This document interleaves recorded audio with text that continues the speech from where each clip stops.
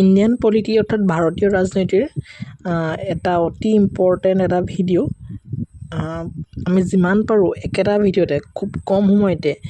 পৰীক্ষাত অহা প্ৰতিটো পইণ্ট আমি ইয়াতে ইনক্লুড কৰিবলৈ বিচাৰিছোঁ যিহেতু অহাকালিলৈ গুৱাহাটী ইউনিভাৰ্চিটিৰ B.Ed এণ্ট্ৰেন্সৰ এক্সামিনেশ্যন আছে তেওঁলোকে ইয়াতে এটা ৰেপিড ৰিভিজন কৰিব পাৰিব কুইক ৰিভিজন কৰিব পাৰিব ইয়াৰ লগতে ভট্টদেৱ ইউনিভাৰ্চিটি আৰু বড়োলেণ্ড ইউনিভাৰ্চিটিৰ কাৰণে এই ভিডিঅ'টো হেল্পফুল হ'ব ইয়াৰ লগতে ADRE হওক বা APSC হওক বা অন্য ধৰণৰ আপোনালোকৰ আসাম পুলিচ SI DSS সকলোবিলাক পৰীক্ষাৰ কাৰণে ইম্পৰ্টেণ্ট হ'ব কাৰণ ইণ্ডিয়ান পলিটি এটা ডাঙৰ ৰোল এটা প্লে কৰে সকলোবিলাক এক্সাম ঠিক আছে বৰ বেছি পলম নকৰোঁ আমি প্ৰথমতে অকমান কিছুমান পইণ্ট আছে ইম্পৰ্টেণ্ট যিবিলাক পৰীক্ষাত আহি থাকে মই কৈ দিম সেই পইণ্টবিলাক অকমান সহজকৈ জানি লওঁ তাৰ পাছতে কেইটামান MCQ আছে আমি MCQ কেইটা প্ৰেক্টিছ কৰিম ঠিক আছে যিহেতু কুইক ৰিভিজন একেবাৰে আমি স্পীডত যাম ঠিক আছে ইণ্ডিয়ান পলিটি ভাৰতীয় ৰাজনীতিৰ প্ৰথমতে আমি আহিব ইয়াতে কনষ্টিটিউশ্যন অফ ইণ্ডিয়া তাৰমানে ভাৰতৰ যিখন সংবিধান তো ভাৰতৰ সংবিধানখনৰ ওপৰত এটা খুব কুৱেশ্যন এটা অহা দেখা যায় তো ভাৰতৰ সংবিধানখন এডপ্ট কেতিয়া কৰা হৈছিলে ভাৰতৰ সংবিধানখন এডপ্ট কৰা হৈছিলে 26 নৱেম্বৰ 1949 খুব কুৱেশ্যন এইটো অহা দেখা যায় তো তেতিয়া বহুতে 26 জানুৱাৰী 1950 দিবলৈ যায় কিন্তু 26 জানুৱাৰী 1950 ভাৰতীয় সংবিধানখন কি হৈছিলে কেম ইনটু ফ'ৰ্চ এই দুটা ৱৰ্ড মনত ৰাখিব কনষ্টিটিউশ্যন এডপ্টেড কেতিয়া হৈছিলে 26 নৱেম্বৰ 1949 আৰু কনষ্টিটিউশ্যন কেম ইনটু ফ'ৰ্চ হৈছিলে 26 জানুৱাৰী 1950 আৰু সেই 26 জানুৱাৰী তাৰিখটোকে আমি ৰিপাব্লিক ডে হিচাপে পালন কৰোঁ ঠিক আছে ইয়াতে হেতুকে লিখা হৈছে নেক্সট যদি যাওঁ সেই একেখিনি কথাকে আমি পুনৰ লিখি ৰাখিছোঁ এডপ্ট কৰা হৈছে 26 নৱেম্বৰ 1949 আৰু কেম ইনটু ফ'ৰ্চ হৈছে 26 জানুৱাৰী 1950 ইয়াৰ লগতে কি পাৰ্চনেলিটিজ জানিব লাগিব ড্ৰাফটিং কমিটিৰ যিজন চেয়াৰমেন তেওঁৰ নাম আছিলে doctor B.R. Ambedkar B.R. Ambedkar মানে হৈছে ভীমৰাও আম্বেদকাৰ ঠিক আছে কেতিয়াবা ভীমৰাও আম্বেদকাৰ বুলি থাকিব পাৰে নেক্সট কনষ্টিটিউয়েণ্ট এছেম্বলিৰ এজন প্ৰেছিডেণ্ট আছিলে তেওঁ আছিলে ডক্টৰ ৰাজেন্দ্ৰ প্ৰসাদ তেখেত আছিলে পাৰ্মানেণ্ট প্ৰেছিডেণ্ট আৰু কনষ্টিটিউয়েণ্ট এছেম্বলিৰ এজন টেম্পৰৰী প্ৰেছিডেণ্টও আছিলে তেওঁৰ নাম আছিলে শশীদানন্দ সিনহা সেইটো সকলোৱে জানে নেক্সট কিছুমান ইম্পৰ্টেণ্ট ফেক্টছ কিছুমান আছে সেই ইম্পৰ্টেণ্ট ফেক্টছবিলাক হৈছে আমাৰ ভাৰতীয় সংবিধানখন যেতিয়া প্ৰথমতে গঠন কৰা হৈছিলে তেতিয়া অৰিজিনেলি তাতে 395টা আৰ্টিকল ইনক্লুড কৰা হৈছিলে 22টা পাৰ্ট ইনক্লুড কৰা হৈছিলে আৰু 8টা শিডিউল ইনক্লুড কৰা হৈছিলে কিন্তু তাৰ পাছত কি কৰা হ'ল এট প্ৰেজেণ্ট ইয়াতে 470তকৈ অধিক 478টা আৰ্টিকল 25টা পাৰ্ট আৰু 12টা শিডিউল 12 শিডিউল বুলি আমি কওঁ নহয়নে 12 শিডিউল ইয়াতে ইনক্লুড কৰা হৈছে নেক্সট আহিলে প্ৰিএম্বুল প্ৰস্তাৱনাৰ বিষয়ে যাম প্ৰস্তাৱনাত ইম্পৰ্টেণ্ট কথা জানিবলগীয়া আছে প্ৰস্তাৱনাত কি কৈছে ইণ্ডিয়াক কি বুলি কোৱা হৈছে sovereign socialist secular democratic and republic কেতিয়াবা এই কুৱেশ্যনটো কেনেকুৱা ধৰণে আহে যে এনেকুৱা ধৰণে আহিব পাৰে তলৰ কোনটো ৱৰ্ড আচলতে বা কোনটো কথা প্ৰস্তাৱনাত উল্লেখ নাই এটা সভাৰেইন ছ'চিয়েলিষ্ট সেকুলাৰ আৰু ডেম'ক্ৰেটিক এইকেইটা প্ৰস্তাৱনাৰ উল্লেখ আছে এইকেইটাৰ পৰা কুৱেশ্যন আহি থাকে চ' এইকেইটা মনত ৰখাটো আমাৰ মেইন এতিয়া উদ্দেশ্য হ'ব লাগে ইয়াতে মনত কেনেকৈ ৰাখিম আমি এটা সৰু কিৱৰ্ড আমি মনত ৰাখিম SSDR তাৰমানে সভাৰেইন ছ'চিয়েলিষ্ট সেকুলাৰ আৰু ডেম'ক্ৰেটিক আৰু ৰিপাব্লিক মনত ৰ'ব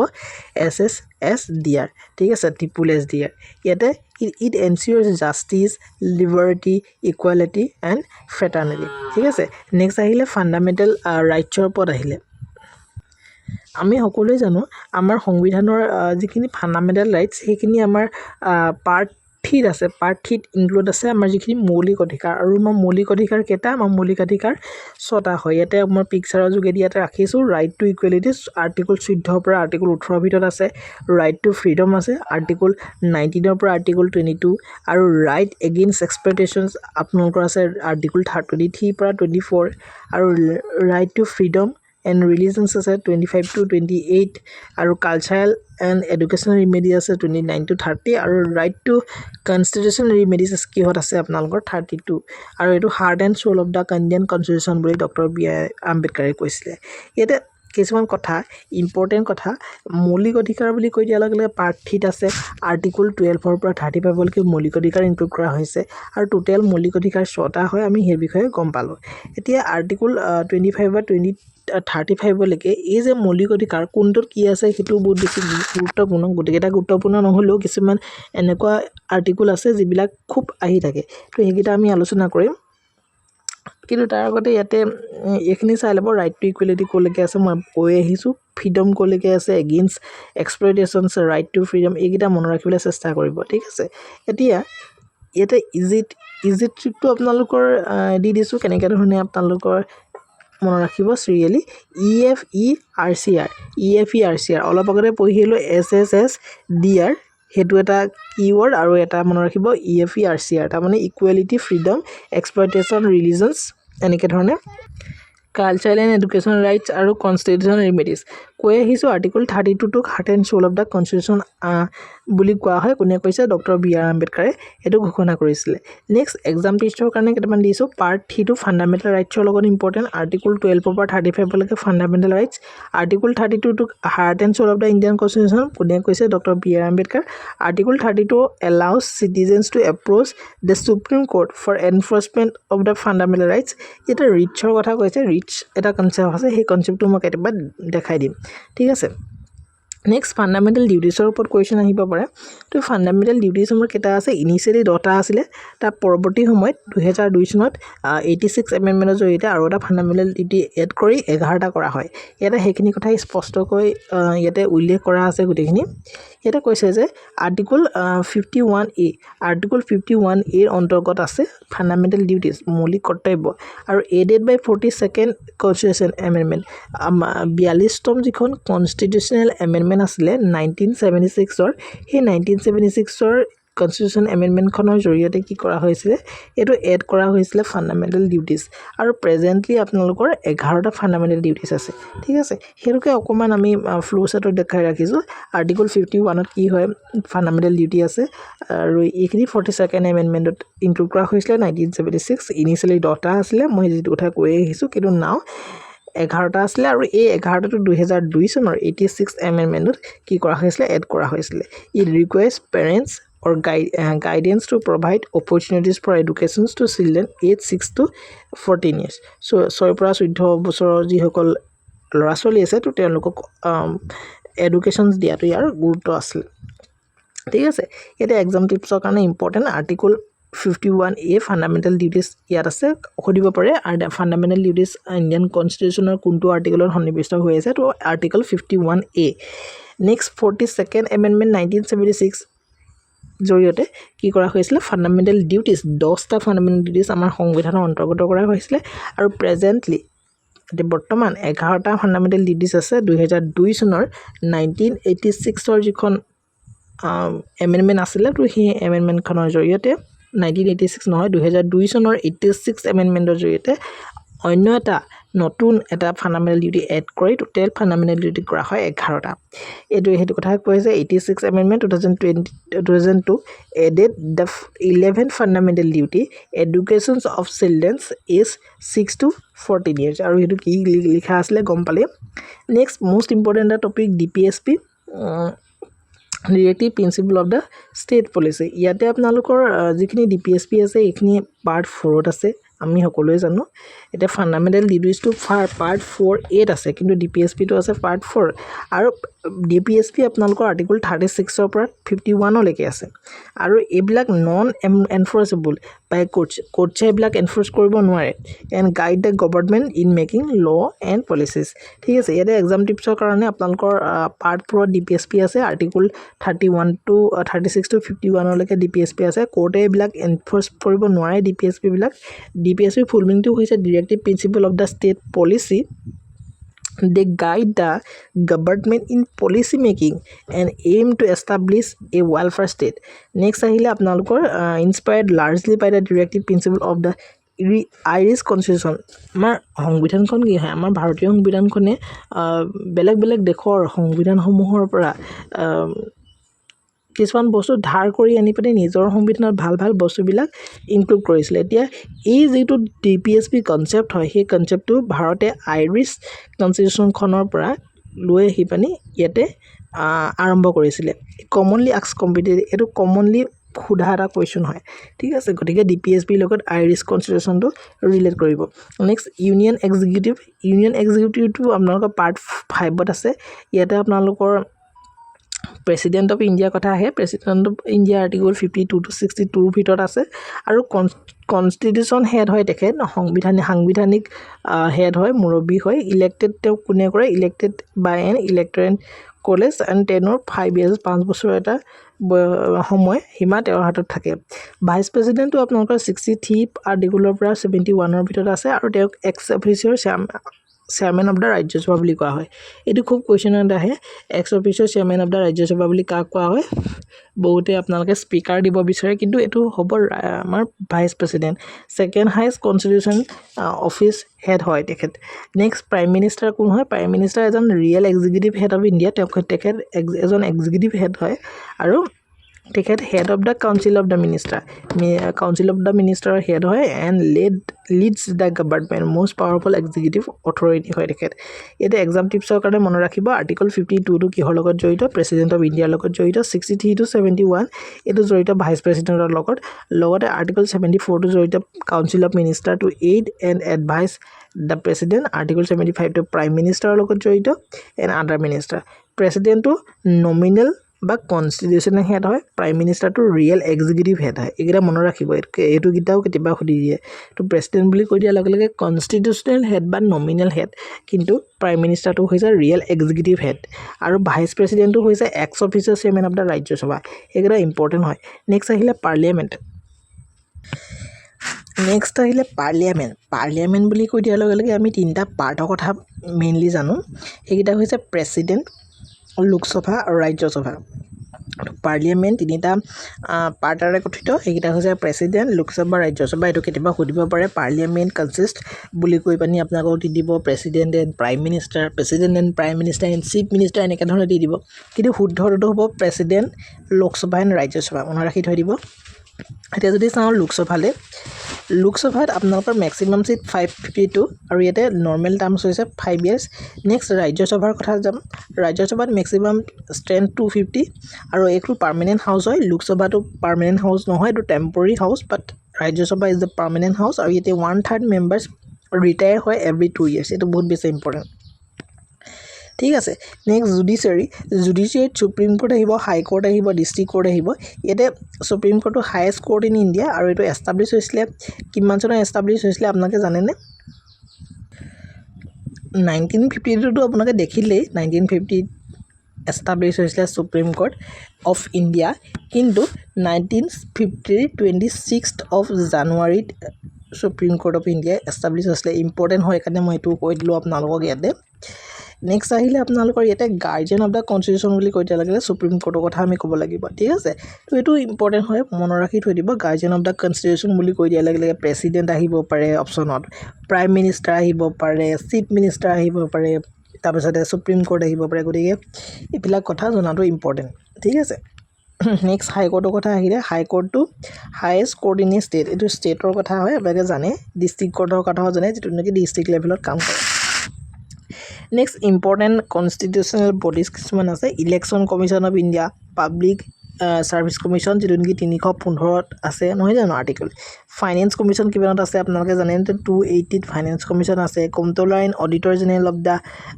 CAG national commission for scheduled caste and national commission for scheduled tribes এই গোটেইকেইটাৰে আৰ্টিকলকেইটা আপোনালোকে চাই ল'ব আৰু আমাক কমেণ্ট কৰিবলৈ নাপাহৰিব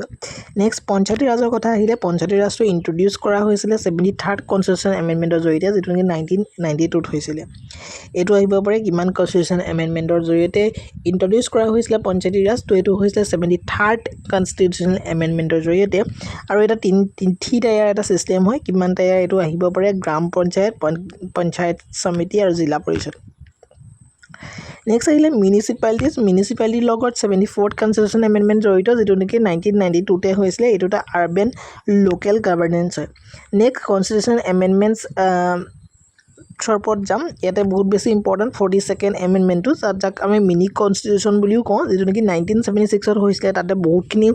সালসলনি হৈছিলে তাতে ফাণ্ডামেণ্টেল ডিউটিজ এড কৰা হৈছিলে ছ'চিয়েলি ছেকুলাৰ এণ্ড ইণ্টিগ্ৰিটি এই ৱৰ্ড তিনিটা ইয়াতে এড কৰা হৈছিলে সেইটো আহে যে ছ'চিয়েলি ছেকুলাৰ ইণ্টিগ্ৰিটি এইকেইটা ৱৰ্ড কোনখন সংবিধানৰ সংশোধনৰ জৰিয়তে এড কৰা হৈছিলে তো এইটো হ'ব 1942 1976ৰ যিখন এমেণ্ডমেণ্ট সেইখনৰ জৰিয়তে কৰা হৈছিলে নেক্সট 44th এমেণ্ডমেণ্টটো ইম্পৰ্টেণ্ট 1978ত হৈছিলে তাত ৰাইট টু প্ৰপাৰ্টি তো লিগেল ৰাইট কৰা হৈছিলে তো এইটো প্ৰথমতে আপোনালোকৰ ফাণ্ডামেণ্টেল ৰাইটছ আছিলে ৰাইট টু প্ৰপাৰ্টি বাট এইটো বৰ্তমান 1978 or 44th এমেণ্ডমেণ্টৰ জৰিয়তে এইটো লিগেল ৰাইট কৰা হয় আৰু এইটো নি পানি 300A আৰ্টিকলত এইটো অন্তৰ্ভুক্ত কৰা হয় ঠিক আছে নেক্সট 61 এমেণ্ডমেণ্টখন বহুত বেছি ইম্পৰ্টেণ্ট যিখন নেকি 1989ত হৈছিলে য'ত নেকি ভোটিং এজটো ৰিডিউচ কৰা হৈছিলে 21ৰ পৰা 18লৈকে আগতে 1989ৰ আগত 21 বছৰ বয়স হ'লেহে ভোটিং ৰাইটটো পাইছিলে কিন্তু সেইটো ৰিডিউচ কৰা হৈছিলে 61st এমেণ্ডমেণ্টৰ জৰিয়তে 1989 নেক্সট 73rd এমেণ্ডমেণ্টখনৰ কথা ক'লোৱে পঞ্চায়তৰ লগত জড়িত যিটো 1992 74খন জড়িত 1992 মিউনিচিপালিটিৰ লগত 86 এমেণ্ডমেণ্ট জড়িত 2002 চনৰ right to education article 21A আৰু ইয়াতে আপোনালোকৰ ফাণ্ডামেণ্টেল ডিউটিজ এটা এড কৰি মানে 11টা ফাণ্ডামেণ্টেল ডিউটিজ কৰা হৈছিলে সেইখিনি ইম্পৰ্টেণ্ট হয় ইমাৰ্জেঞ্চি প্ৰভিজন কেইটা ইম্পৰ্টেণ্ট খুব আহে national emergency article 352 Presidents rule 356 আৰু ফাইনেন্সিয়েল ইমাৰ্জেঞ্চি 362 প্ৰেচিডেণ্ট ৰুল মানে এইটো ষ্টেট ইমাৰ্জেঞ্চি তো নেশ্যনেল ইমাৰ্জেঞ্চি 352 ষ্টেট ইমাৰ্জেঞ্চি 356 আৰু ফাইনেন্সিয়েল ইমাৰ্জেঞ্চি 360 ঠিক আছে নেক্সট ইম্পৰ্টেণ্ট কিছুমান আৰ্টিকল আপোনালোকে এতিয়া জানি লওক খুব আহে ইকুৱেলিটি বিফৰ ল আৰ্টিকল 14ত আছে আৰ্টিকল 19ত ফ্ৰীডম আছে আৰ্টিকল 19ত ফ্ৰীডম অফ স্পীচ আছে আৰ্টিকল 21ত ৰাইট টু লাইফ আছে 21A ৰাইট টু এডুকেশ্যন আছে খুব আহে ৰাইট টু এডুকেশ্যনৰ ওপৰত আৰ্টিকল 32টো খুব আহে কনষ্টিটিউশ্যন ৰিমেডিছৰ ওপৰত আছে আৰ্টিকল 44টো এইবাৰ অহা খুব চান্সেছ আছে DPSPৰ অন্তৰ্গত ইউনিফৰ্ম চিভিল কোড যিহেতু অসমীয়া ইউনিফৰ্ম চিভিল কোড আৰম্ভ কৰিছে আৰু প্ৰথম after independence uniform civil code আৰম্ভ কৰা দেশখন কোন আছিল ৰাজ্যখন কোন আছিল UK আছিলে ঠিক আছে UK আছিলে নেক্সট আহিলে আপোনালোকৰ 51A ফাণ্ডামেণ্টেল ডিউটিজ আছে সেইটো জানো 52 টো প্ৰেচিডেণ্টৰ লগত জড়িত 74 টো কাউন্সিল অফ মিনিষ্টাৰৰ লগত জড়িত 76 টো এটৰ্নি জেনেৰেল অফ ইণ্ডিয়াৰ লগত জড়িত নেক্সট 110 টো ইম্পৰ্টেণ্ট মানি বিলৰ লগত জড়িত 123 টো অৰ্ডিনেন্সৰ লগত জড়িত 148 স্কেগৰ লগত জড়িত CAG কন্ট্ৰলাৰ অডিটৰ জেনেৰেল